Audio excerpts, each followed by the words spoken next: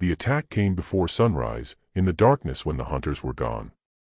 Samuel Granger dismounted his horse and walked slowly toward the small hut where he heard the breathing of sleeping children.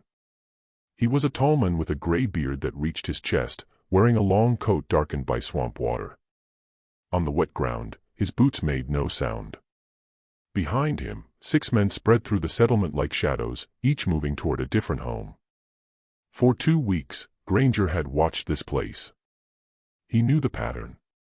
Every few days, before dawn, the adults left to hunt deer in the deeper swamps or to gather medicinal herbs along the riverbanks.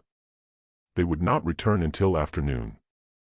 Only the children remained, watched by 3 elderly women and 1 old man too weak to walk far. This morning, the settlement was defenseless. Granger pushed open the wooden door of the first hut.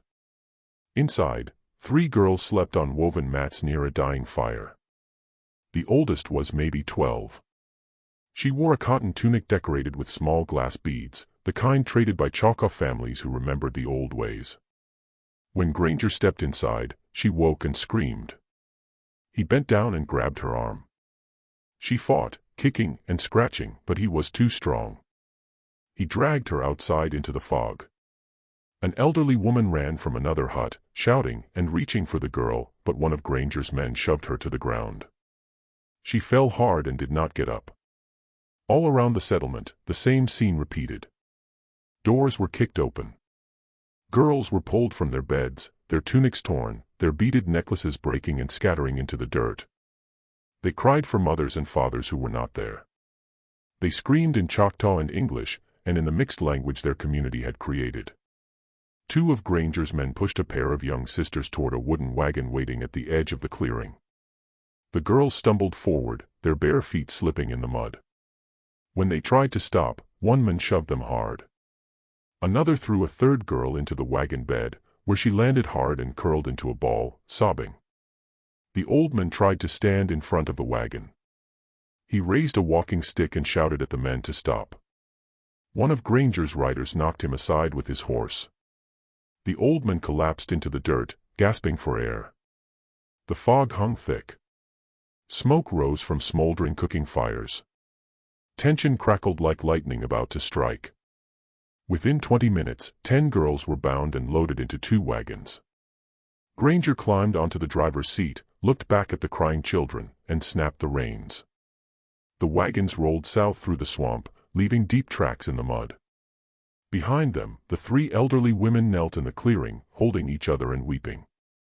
The old man lay on the ground, breathing hard, staring at the place where the wagons had disappeared. When the parents returned that afternoon, they would find their daughters gone, and they would become something more dangerous than hunters. They would become avengers. Before we continue with this shocking story of revenge, don't forget to subscribe to the channel so you don't miss the next videos. Thank you, and let's continue. The settlement had no name on any map. It existed in the space between what white men claimed and what the swamp would allow them to control. 23 families lived there. Some were Choctaw people who had hidden when the government forced their nation westward in 1831. Others were escaped slaves who had found freedom in the maze of waterways feeding into the Yazoo River. Over time, these 2 groups had become one people, speaking a mix of Choctaw, English, and the African languages some elders still remembered. The settlement sat on a ridge of high ground surrounded by cypress swamp. The homes were simple, walls of mud and woven cane, roofs thatched with palmetto leaves. Every morning, smoke rose from cooking fires. Children played near the water, catching crawfish and small fish. Women wove baskets and sewed clothing decorated with glass beads traded from freed blacks in Yazoo City. Men hunted deer, trapped muskrat and beaver, and brought back wild turkey and duck. They survived by staying invisible. But invisibility only works if no one is looking. For 3 weeks, Samuel Granger had been looking. He owned Black River Plantation in Holmes County, 40 miles south of the settlement. His land produced cotton, timber, and profit. He owned 43 slaves. At least, that is what his record said. In truth, fewer than 20 had legal bills of sale. The others had been acquired the way Granger acquired most things, through violence, deception, and the knowledge that in Mississippi, a white man's word was law. Granger learned about the settlement from a trader named Lucas Prine, a man who moved through the Delta buying furs and selling ammunition. Prine had visited the hidden community twice, trading flour and salt for beaver pelts. He told Granger about the children. Plenty of young ones, Prine had said, sitting in Granger's parlor drinking whiskey. Girls, mostly, 7, 8, 10 years old, healthy and strong. Nobody in Natchez would ask questions if you brought them in with the right papers. Granger understood what Prine was suggesting. In the Natchez slave market, children were valuable. A girl between 8 and 12 could be sold for $200 to $300, depending on her health and appearance. Boys were worth less unless they were old enough for field work. But girls could be sold as house servants, and buyers paid more for house servants. 10 girls would bring $3,000, maybe more. Granger spent 2 weeks watching the settlement. He camped a mile away, hidden in thick brush, observing the daily routines. He saw that every few days, the adults left before dawn to hunt in the deeper swamp or to gather plants along the riverbanks. The women collected roots, bark, and leaves for medicine and cooking. The men tracked deer and set traps for small game. These trips lasted most of the day. When the adults were gone, only the children remained, watched by a few elderly people too old to walk long distances. Granger saw his opportunity. On the night of October 14, 1854, he gathered 6 men, overseers and slave catchers he had used before. He told them the plan. "We go in before dawn," he said. "The adults will be gone. We take the girls, load them in the wagons, and we're back at Black River by afternoon. Fast and clean. No bodies, no mess." One of the men, a lean Kentuckian named Howell, asked, "What about the old folks?" "They won't fight," Granger said. "And if they do, we handle it." The men nodded. They had done this kind of work before. They rode out at 3 o'clock in the morning, moving quietly through the swamp. The moon was nearly full, giving just enough light to see the trail. Granger led the way. He had memorized every turn, every crossing, every stretch of solid ground. By 4 o'clock, they reached the edge of the settlement. The homes were dark. Cooking fires had burned down to glowing coals. A few dogs stirred but did not bark. Granger's men tossed them strips of salted pork as they approached. Granger signaled his men to spread out. Each man knew which hut to enter. They moved like shadows through the fog. Granger approached the largest hut, where he had seen 3 girls sleeping during his earlier observations. He pushed the door open slowly. Inside, the air smelled of wood smoke and cornbread. 3 girls lay on woven mats near the fire. The oldest looked about 12. She wore a simple cotton tunic decorated with small blue and white beads along the neckline. Her hair was braided and tied with a strip of red fabric. Granger stepped inside. His boots scraped against the dirt floor. The girl's eyes opened. For a moment, she stared at him, confused. Then she understood. She screamed. Granger lunged forward and grabbed her arm. She kicked at him, her small fists pounding against his chest. He dragged her toward the door. The 2 younger girls woke and began crying, scrambling backward against the wall. Outside, the settlement erupted in chaos. An elderly woman ran from a nearby hut, shouting in Choctaw. She reached for the girl Granger was dragging, trying to pull her away. One of Granger's men, a thick-shouldered overseer named Cobb, shoved the woman hard. She fell backward into the dirt and lay still, stunned. All around the clearing, men were pulling girls from their homes. A pair of sisters, both wearing short tunics decorated with shell beads, were pushed toward the wooden wagon waiting at the settlement's edge. They stumbled forward barefoot, their feet slipping in the mud. When the older sister tried to stop, one of the men shoved her. She fell to her knees, and he grabbed her by the hair and dragged her the rest of the way. Another girl, no more than 8 years old, was thrown into the back of the wagon. She landed hard on the wooden boards and curled into a ball, sobbing. An old man appeared from one of the huts. He was thin and bent, his hair white, his face deeply lined. He carried a wooden walking stick. He stepped in front of the wagon, raised the stick, and shouted at the men to stop. Howell rode his horse forward and knocked the old man aside with the animal's shoulder. The man collapsed into the dirt, gasping, clutching his ribs. One of the elderly women ran to him, kneeling beside him and crying. Granger dragged the girl he had captured to the wagon and lifted her inside. She fought every step, scratching at his hands, biting his fingers. He slapped her hard across the face, and she went silent, stunned. "Tie them," Granger ordered. His men used rough hemp rope to bind the girl's wrists. Some children were too shocked to resist. Others screamed and kicked until they were hit or threatened. Within 20 minutes, 10 girls sat in the 2 wagons, their hands bound, their faces streaked with tears. The youngest was 7. The oldest was 13. Granger climbed onto the driver's seat of the first wagon. He looked back at the settlement. The elderly women stood in the clearing, holding each other, weeping. The old man still lay on the ground, breathing in short, painful gasps. A few younger children, too small to be worth taking, stood in the doorways of the huts, staring in silence. Granger snapped the reins. The horses started forward, pulling the wagons south through the swamp. Behind them, the fog swallowed the settlement. The journey to Black River Plantation took 6 hours. The wagons followed old logging roads and hunting trails, moving slowly through thick forest and across shallow streams. For the first hour, the girls sat in silence, too shocked and terrified to speak. Then the youngest began to cry again, and soon others joined her. Granger didn't stop. He didn't look back. By mid-morning, the swamp gave way to cleared land. Fields of cotton stretched in every direction, the white bowls ready for harvest. In the distance, the main house of Black River Plantation rose above the fields, a 2-story structure of whitewashed wood with a wide porch and tall windows. But the wagons didn't go to the main house. They turned onto a narrow road leading to the slave quarters, a row of small wooden cabins near the edge of the property. Beyond the cabins stood a larger building, a storage barn for tools and equipment. Next to the barn was a smaller structure with no windows, just a heavy wooden door with an iron lock. This was the quarantine shed.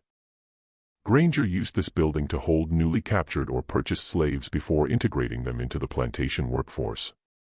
It was a place where people could be kept isolated, controlled, and broken of any resistance. The wagon stopped in front of the shed. Granger climbed down and unlocked the door. Inside, the space was dark and smelled of old wood and sweat. There were no beds, just a dirt floor covered with straw. A single bucket sat in the corner. "Get them inside," Granger said. His men untied the girls from the wagons and pushed them toward the shed. Some tried to run, but the men were faster. They grabbed the children and shoved them through the door. One girl fell and scraped her knee on the threshold. She cried out, but no one helped her up. When all 10 girls were inside, Granger closed the door and locked it. "They stay here until tomorrow," he said. "I'll ride to Natchez in the morning and find a buyer. Should have them sold by the end of the week." One of his men, Cobb, asked, "What if someone comes looking for them?" Granger smiled, his gray beard splitting to show yellowed teeth. "No one's coming. Those people in the swamp don't have papers, don't have rights, don't have anything. They can't go to the law. They can't do anything." The men laughed. Inside the shed, the girls huddled together in the darkness. The oldest girl, the one Granger had taken first, wrapped her arms around the younger ones. She whispered to them in Choctaw, trying to calm them, but she couldn't stop shaking. The hunters returned to the settlement just after noon. There were 12 of them, 8 men and 4 women. They had left before dawn to check trap lines along the river and to hunt deer in the deeper swamps. It had been a good morning. They carried 2 deer, a dozen muskrats, and several pounds of wild greens and medicinal roots. They walked into the clearing laughing and talking, expecting to see children running to greet them. Instead, they found silence. The elderly women sat on the ground near the central fire pit, holding each other and rocking back and forth. The old man lay on a mat inside one of the huts, his breathing shallow, his face twisted in pain.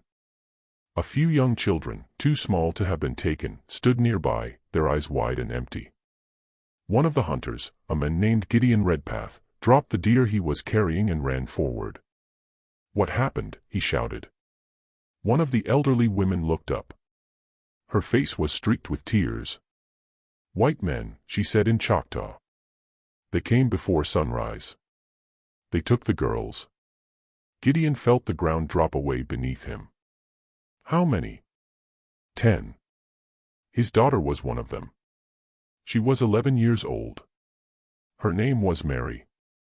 Another hunter, a woman named Naomi, fell to her knees. "Where did they go?" The old man spoke from inside the hut, his voice weak. "South. They had wagons. 2 wagons. They went south." Gideon turned and looked at the others.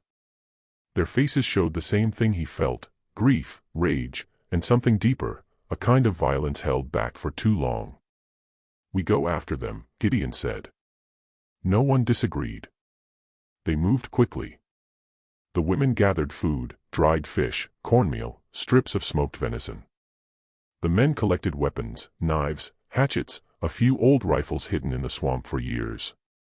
One man had a pistol taken from a slave catcher 5 years earlier. Gideon knelt beside the wagon tracks left in the mud at the edge of the settlement. He studied them carefully. 2 wagons, both heavily loaded.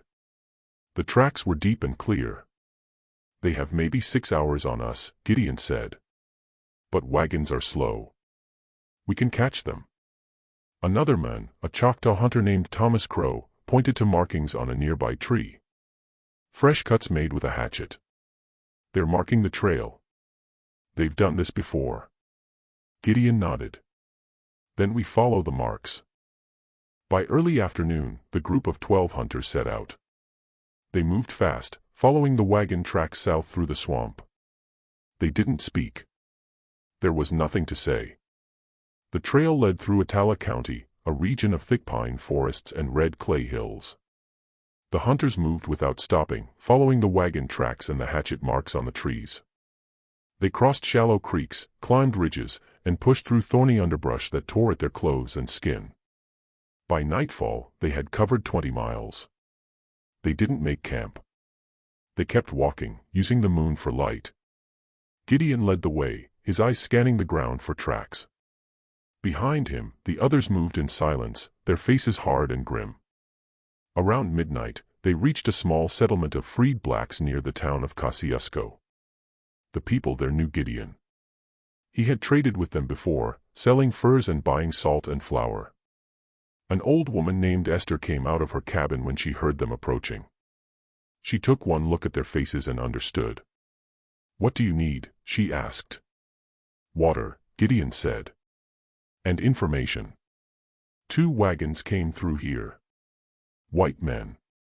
They had children." Esther nodded. "I saw them. This morning, just after dawn, they stopped at the creek to water their horses. I didn't see the children, but I heard crying from the wagons."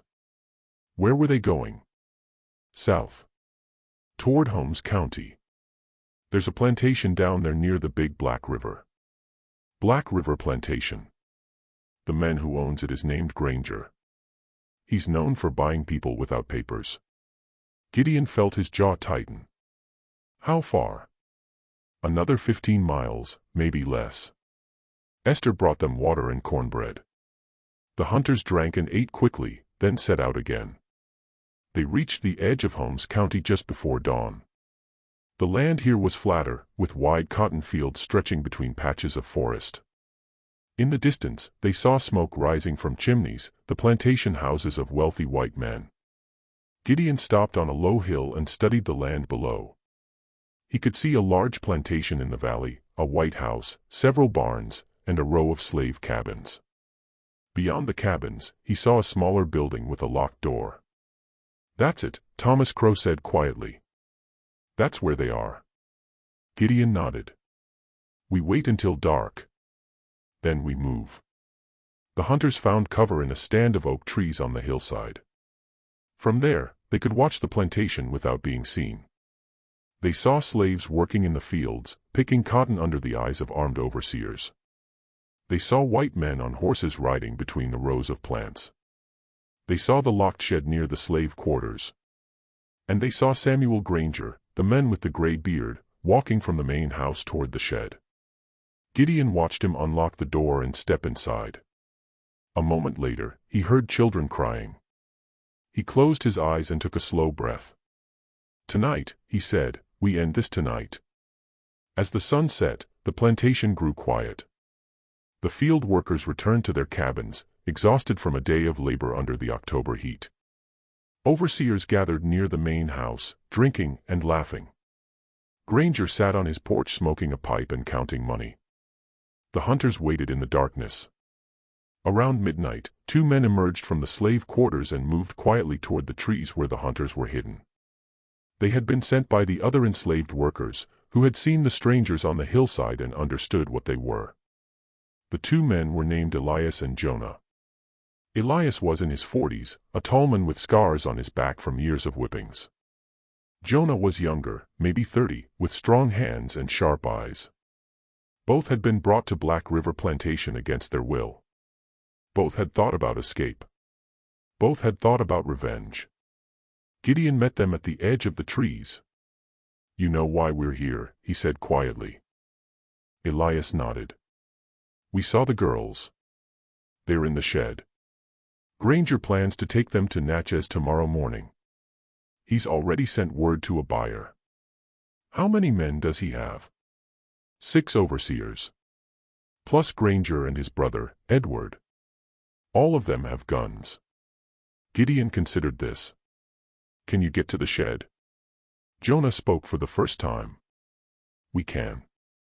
But if we do this, we're not just freeing your daughters. We're freeing everyone. All 43 of us. And we're not leaving anyone alive to come after us." Gideon looked at him. "You understand what that means?" "I understand," Jonah said. "We've been waiting for a reason to fight. You just gave us one." They spent the next hour planning. The enslaved workers would create a distraction near the main house, a fire in one of the barns. While the overseers rushed to put it out, the hunters would move to the shed and free the girls. Then, together, they would take the weapons from the overseers and deal with Granger and his men. It was a plan built on desperation and rage, but it was the only plan they had. Elias and Jonah returned to the slave quarters. The hunters waited in the darkness, their weapons ready. At 2 o'clock in the morning, flames rose from the hay barn near the main house. The overseers shouted and ran toward the fire, carrying buckets of water. Granger and his brother came out of the house, yelling orders. In the chaos, no one noticed the shadows moving toward the locked shed. Gideon reached the shed first. He pulled a heavy iron bar from his belt and wedged it into the gap between the door and the frame. Thomas Crow and 2 others joined him, and together they pried the lock free. The wood splintered, and the door swung open. Inside, 10 girls stared at them, their eyes wide with fear and hope. "Mary," Gideon whispered. His daughter ran to him, throwing her arms around his waist. The other girls followed, rushing out of the shed and into the arms of their parents. But there was no time for relief. Footsteps pounded across the dirt yard. Samuel Granger appeared, his gray beard wild, his eyes filled with fury. He held a Colt Navy revolver in his hand. "You goddamn," he started to say. Gideon moved faster. He carried a short hunting spear, the kind used to finish wounded deer. He stepped forward and drove the blade into Granger's chest just below the ribs. The old man's eyes went wide. He dropped the revolver and staggered backward, clutching at the spear shaft. He fell to his knees, blood spreading across his shirt. Gideon pulled the spear free and stepped back. Granger collapsed face first into the dirt and did not move again. One of the overseers, a man named Cobb, came running from the barn. He saw Granger's body and raised his rifle. Elias stepped out of the shadows behind him. He swung a wood-splitting axe in a wide arc. The blade caught Cobb in the side of the neck. The men dropped without a sound. Chaos erupted across the plantation. The fire in the barn spread to a second building. Flames lit the night sky, casting long shadows across the fields. The remaining overseers ran in different directions, shouting, trying to organize a defense. But they were too late. The enslaved workers poured out of their cabins, carrying tools, axes, and stolen weapons. They had been waiting for this moment, some for years, others for their entire lives. They moved with purpose, surrounding the overseers, cutting off escape routes. One overseer tried to reach the main house. Jonah intercepted him at the porch steps and drove a pitchfork through his stomach. The men screamed and fell. Another overseer fired his rifle wildly into the darkness. The shot missed. A group of enslaved men tackled him to the ground and beat him with shovels and hoes until he stopped moving. Edward Granger, Samuel's brother, tried to flee through the back door of the main house. He ran toward the stables, hoping to reach a horse, but a woman named Ruth, who had worked in the kitchen for 15 years, stepped into his path. She held a butcher knife. "Please," Edward began. Ruth didn't let him finish. She stabbed him twice, once in the chest and once in the throat. He collapsed against the stable door and slid to the ground, his blood pooling in the dirt. By the time the sun began to rise, every white man on the plantation was dead. The enslaved workers and the hunters gathered in the yard as dawn broke. The fires had burned themselves out, leaving the barns as smoking ruins. The main house still stood, but no one cared about it anymore. Gideon stood with the 10 girls, making sure each one was reunited with her parents. They were crying, clinging to their families, but they were alive. Elias approached Gideon. "We can't stay here," he said. "When people find out what happened, they'll come with dogs and guns. They'll hunt all of us." Gideon nodded. "Then we burn the rest of it. We destroy everything so they can't use it again." The group moved quickly. They set fire to the main house, watching as the flames consumed the porch, the parlor, the bedrooms where Samuel Granger had slept. They burned the records, the bills of sale, the ledgers, the documents that proved ownership of human beings. They opened the gates and released the horses. They smashed the tools used for punishment, the whips, the chains, the iron collars. By mid-morning, Black River Plantation was nothing but ash and memory. The group, now more than 50 people, moved north and west, following the Big Black River toward Vicksburg. There were freed black communities there, places where fugitives could find shelter and disappear. As they walked, the children began to sing old songs, songs their grandmothers had taught them, songs about freedom and home. 3 days later, a neighbor rode past Black River Plantation and saw the ruins. He reported it to the sheriff in Holmes County. A group of white men rode out to investigate. They found bodies. They found burned buildings. They found wagon tracks leading north. The sheriff wrote a report. He called it a slave uprising. He said that a group of runaways had killed Samuel Granger and destroyed his property, but he didn't organize a manhunt. He didn't send men after the fugitives because he was afraid. The other plantation owners in Holmes County read the report and felt the same fear. If enslaved people could organize, could fight back, could kill white men and destroy property, what would stop them from doing it again? The local newspapers printed brief stories about the incident, but they avoided details. They didn't want to give other slaves ideas. They didn't want to inspire more rebellions. Within a week, the story disappeared from the papers, but it didn't disappear from memory. In the slave quarters across Mississippi, people whispered about what had happened at Black River. They told the story of the 10 girls who were taken and the parents who came to get them back. They told the story of Gideon Redpath and the hunters who killed the masters and freed the plantation. And in those whispers, the story became something more than history. It became hope. The journey north lasted 6 days. The group of 53 people moved through forests and swamps, avoiding main roads and towns where white men might see them. They traveled mostly at night, sleeping during the day in hidden camps deep in the woods. The children were exhausted, their feet blistered and bleeding, but no one complained. They understood that stopping meant death. Gideon led the way, using skills his Choctaw grandfather had taught him as a boy. He read the land like other men read books, finding water sources, identifying edible plants, choosing paths that left few tracks. Behind him walked the 10 girls who had been taken from the settlement, staying close to their parents, speaking in whispers when they spoke at all. Mary, Gideon's daughter, walked beside him most of the time, her hand gripping the back of his shirt as if she feared he might disappear. Elias and Jonah organized the larger group, making sure the elderly and the children kept pace, distributing food when they had it, rationing water when streams were scarce. The 2 men had become leaders, not by choice but by necessity. They had helped plan the revolt at Black River Plantation, and now they carried the responsibility of keeping everyone alive long enough to reach safety. On the second night, they crossed into Madison County. The land here was rolling hills covered in pine and oak, with small farms scattered between stretches of wilderness. They saw lights from distant houses but stayed far from them, moving through the darkest parts of the forest where moonlight barely penetrated the canopy. A woman named Sarah carried her youngest child, a boy of 3, on her back. She had worked in the fields at Black River for 8 years, brought there from a plantation in Alabama after her first owner died. Her husband had been sold away before she was taken to Mississippi, and she had not seen him since. Now she walked in silence, her face set with determination.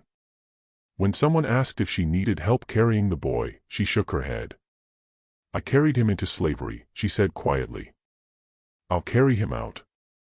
They reached the Big Black River on the 3rd day. The river was wide and slow, its dark water reflecting the gray October sky. Thomas Crow found a shallow crossing where the current was weak and the bottom was gravel instead of mud. They crossed in small groups, holding hands to keep from being swept away. The children went first, carried on the backs of the strongest men. The water came up to their waists, cold and thick with silt. On the far bank, they rested for an hour. Some of the women built a small fire shielded by rocks so the smoke wouldn't be visible from a distance. They cooked cornmeal mush and divided it among the children. There wasn't much food left.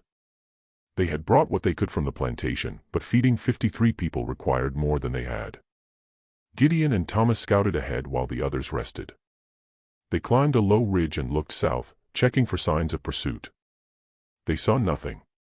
No riders, no dogs, no dust from horses on distant roads. Gideon knew that didn't mean they were safe. It only meant the hunters hadn't caught up yet. "How far to Vicksburg?" Thomas asked. "Another 3 days if we keep this pace," Gideon said. "Maybe 4. "Will they take us in?" "They have to," Gideon said. "There's nowhere else to go." Vicksburg was a river town on the Mississippi, a place where steamboats stopped to load cotton and passengers. It was also home to a small community of freed blacks who had bought their own freedom or escaped from plantations years earlier. Some worked as laborers on the docks. Others ran small businesses, barber shops, restaurants. They lived in a section of town white people called the Bottoms, a collection of wooden shacks built on low ground near the river that flooded every spring. Gideon had been to Vicksburg twice before, trading furs and venison for salt, sugar, and gunpowder. He knew a man there named Solomon Blake, a blacksmith who had bought his freedom in 1840 and now owned a small forge near the waterfront. Solomon was known for helping runaways, hiding them in his workshop until they could board a boat heading north or west. If they could reach Solomon, they had a chance. But 3 days was a long time when people were hunting you. On the 4th night, they crossed through Warren County, staying close to Bogue Chitto Creek. The water was shallow and clear, and they followed it west, using the creek bed to hide their tracks. The children were struggling now, too tired to walk without stumbling. One of the older men, a field worker named Isaac, who was nearly 60, collapsed near the bank of the creek. Jonah and another man carried him for the next 2 miles until they found a place to rest. Elias sat beside Isaac and gave him water from a wooden canteen. The old man drank slowly, his hands shaking. "I'm slowing you down," Isaac said. "You're coming with us," Elias said. "We didn't leave Black River just to leave people behind now." They rested for 2 hours, then continued moving.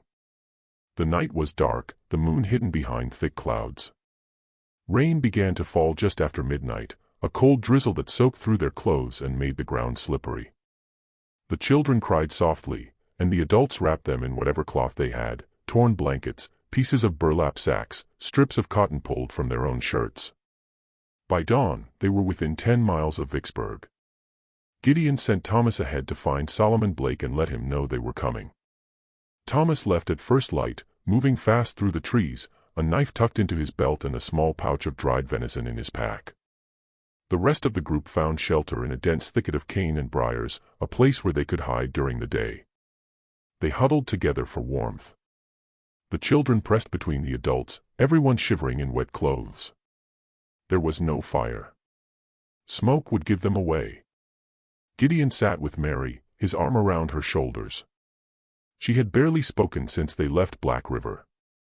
Sometimes at night, he heard her crying quietly, but when he asked if she was all right, she only nodded. He didn't push her. There would be time for words later, when they were safe, if they ever were. Around midday, one of the younger men named Daniel climbed a tree to watch the road. He stayed up there for an hour, scanning the horizon. When he came down, his face was pale. "Riders," he said. "Maybe a mile south, moving slow, like they're looking for something." Gideon's jaw tightened. "How many?" "6. Maybe 7. They have dogs." The group fell silent. Dogs meant they could be tracked even through water, even through thick brush. Dogs meant the hunters were serious. Elias stood and checked the rifle he had taken from one of the overseers at Black River. It was loaded, but he only had 4 shots left. Jonah had a pistol with 2 bullets. Gideon had his spear and a knife. The others had axes, hoes, and sharpened sticks. It wasn't enough to fight 7 armed white men. "We keep moving," Gideon said. "Staying here means dying here." They left the thicket and moved west, staying low, using every bit of cover the land offered. The rain had stopped, but the ground was soft, and their footprints were easy to see. Gideon knew the dogs would find their trail eventually. They needed to reach Vicksburg before that happened. By late afternoon, they reached the outskirts of the town. They could see the river in the distance, wide and brown, with steamboats moored at the docks. Smoke rose from chimneys in the white part of town, and they could hear the faint sounds of hammers and saws from workshops near the waterfront. Thomas was waiting for them at the edge of a cotton field, hidden behind a broken wagon. He waved them over, his face tense. "Solomon knows you're coming," Thomas said. "He's clearing space in his forge, but we have to move now. There are slave catchers in town asking questions. Someone saw a large group moving through the countryside, and they're offering money for information." "How much time do we have?" Gideon asked. "Maybe an hour. Maybe less." They moved quickly through the back streets of Vicksburg, avoiding the main roads where white men gathered.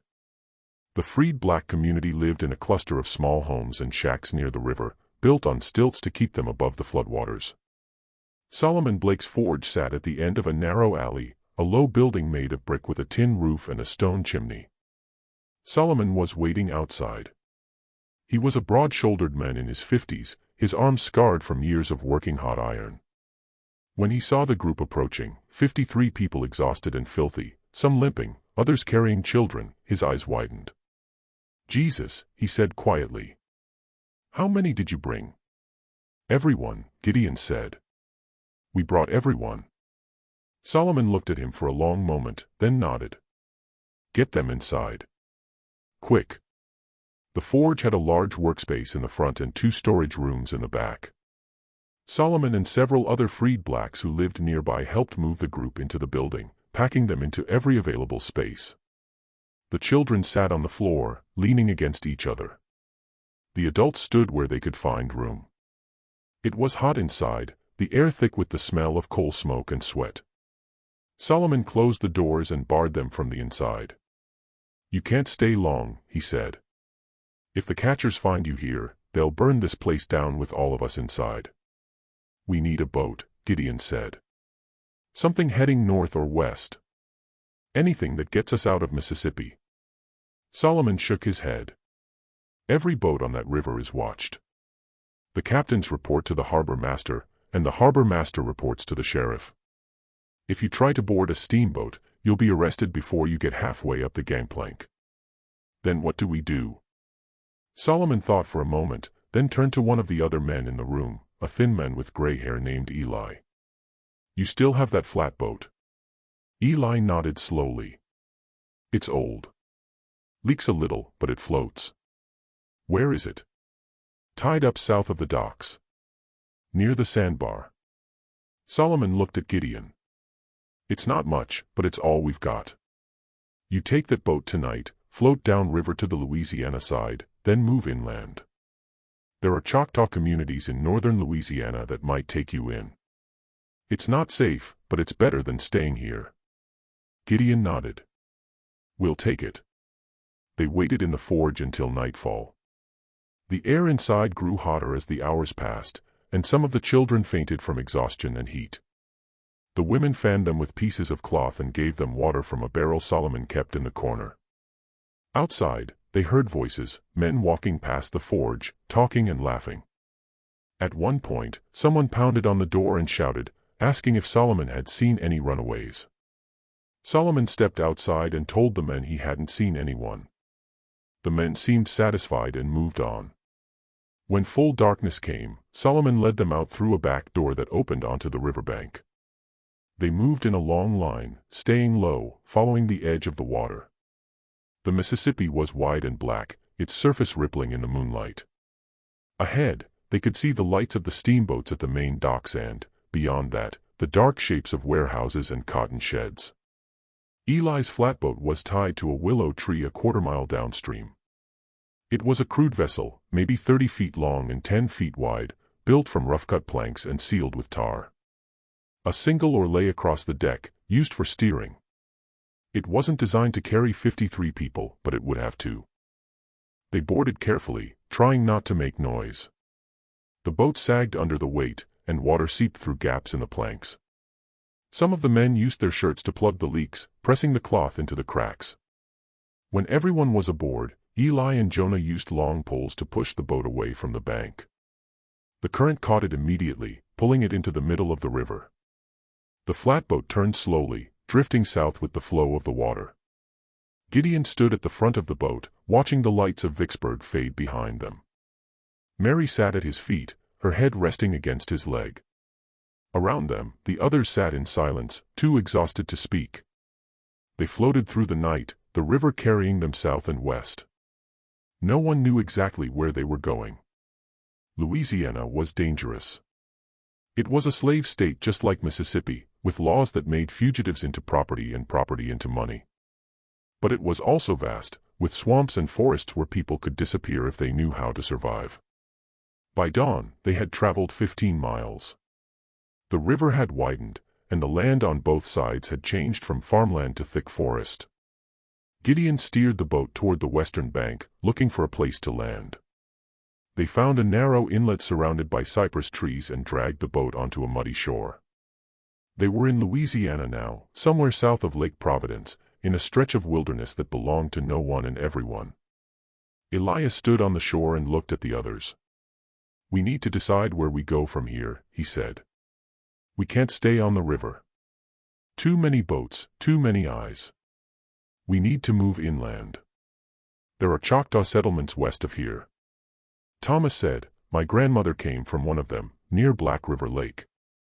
If we can find them, they might help us." "And if they don't?" someone asked. Thomas didn't answer. Gideon looked at the group, the 53 people who had survived Black River Plantation, who had walked for 6 days and floated down the Mississippi on a leaking boat.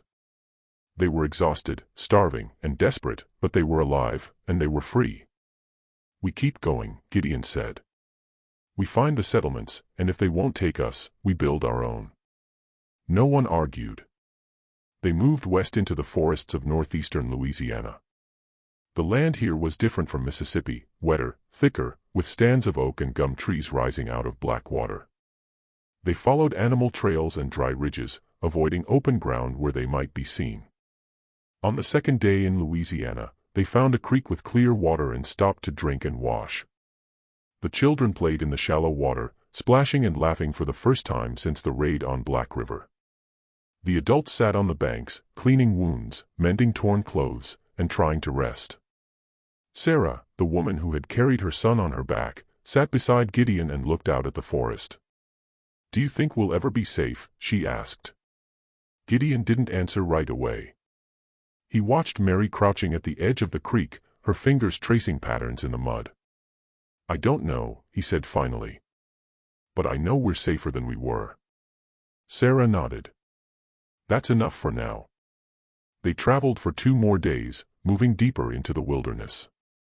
On the afternoon of the 3rd day, they saw smoke rising from a clearing ahead. Gideon and Thomas moved forward carefully, weapons ready, expecting to find a white settlement or a logging camp. Instead, they found a Choctaw village. It was small, maybe 15 families living in traditional homes made of woven cane and thatched roofs. Gardens surrounded the homes, filled with corn, beans, and squash. Children played near a central fire pit, and women worked at looms, weaving cloth from plant fibers. An old man stepped forward when he saw Gideon and Thomas. He wore a long shirt decorated with shell beads and carried a walking stick carved with symbols. He studied them for a long moment, then spoke in Choctaw. Thomas answered in the same language. They talked for several minutes, and then the old man nodded and gestured for them to bring the others forward. The group emerged from the trees, 53 people, dirty, exhausted, carrying children and wounded elders. The Choctaw villagers stared at them, silent. The old man spoke again, his voice calm but firm. Thomas translated for the others. He says, "This land is for people who have nowhere else to go." He says, "We can stay." Relief swept through the group like a wave. Some of the women began to cry. Men who had not smiled in weeks smiled now, cautiously, as if afraid the moment might break. Solomon's words had been right. It wasn't safe, but it was better than what they had left behind. Over the next weeks, the group began to rebuild their lives. The Choctaw villagers shared food and helped them build shelters. They taught them which plants were safe to eat, which roots could be used for medicine, and how to move through the swamp without leaving tracks. In return, the formerly enslaved people shared skills they had learned on plantations, blacksmithing, carpentry, weaving, and farming techniques. Gideon and Mary built a small home at the edge of the village, near the creek where the water ran clear. Every morning, Gideon woke before dawn and walked through the trees, checking for signs of danger. Every evening, he returned to find Mary sitting by the fire, weaving baskets from dried reeds the way the Choctaw women had taught her. One night, as they sat together, Mary spoke for the first time about what had happened in the shed at Black River. "I thought we were going to die," she said quietly. "I thought we would never see you again." Gideon pulled her close. "I would have walked through hell to find you," he said. "And I would do it again." She nodded, her face pressed against his shoulder. "I know." Elias and Jonah became leaders in the growing community. They organized work crews to clear land for gardens, built a communal smokehouse for preserving meat, and trained young men in how to defend the settlement if danger came. They knew that safety was temporary, that slave catchers might come eventually, that Mississippi was only a day's walk away. But for now, they had shelter, food, and something they had not had before. They had hope. Months passed. Winter came, and the swamps froze at night. The community survived on stored corn, dried fish, and venison from hunting. When spring arrived, they planted gardens and expanded the village. New families arrived, runaways from Arkansas, freed blacks from Louisiana, a few Choctaw families who had been living alone in the wilderness. The settlement grew. And back in Mississippi, in the burned ruins of Black River Plantation, the story grew, too. White plantation owners told the story in whispers, their voices tight with fear. They talked about the night the slaves rose up, the night Samuel Granger was killed, the night everything burned. They hired more overseers, bought more guns, built higher fences around their slave quarters. They didn't talk about it publicly, afraid that speaking the story out loud would make it spread. But in the slave quarters across Mississippi, Alabama, and Louisiana, the story spread anyway. People told it to each other in the fields, in the kitchens, in the darkness before sleep. They told the story of the 10 girls who were taken and the parents who came to get them back. They told the story of Gideon Redpath and the hunters who killed the masters. They told the story of the 53 people who walked away from slavery and lived. And in those stories, something changed. Fear turned to anger. Anger turned to courage. And courage turned to action. By the time the Civil War began 7 years later, the story of Black River Plantation had become legend. It was told in different ways, with different details, but the core remained the same, a story of parents who refused to accept the loss of their children, of people who fought back, of a community that chose freedom over fear. Historians would argue about whether the story was true. Some would say it was exaggerated, that the numbers were inflated, that no such event could have happened without more documentation. Others would point to the burned plantation, the missing people, the silence of the local newspapers. But for the people who lived through it, and for the generations who heard the story from their grandparents, the truth was simple: 10 girls were taken. Their parents came for them. And when it was over, 53 people were free. That was enough.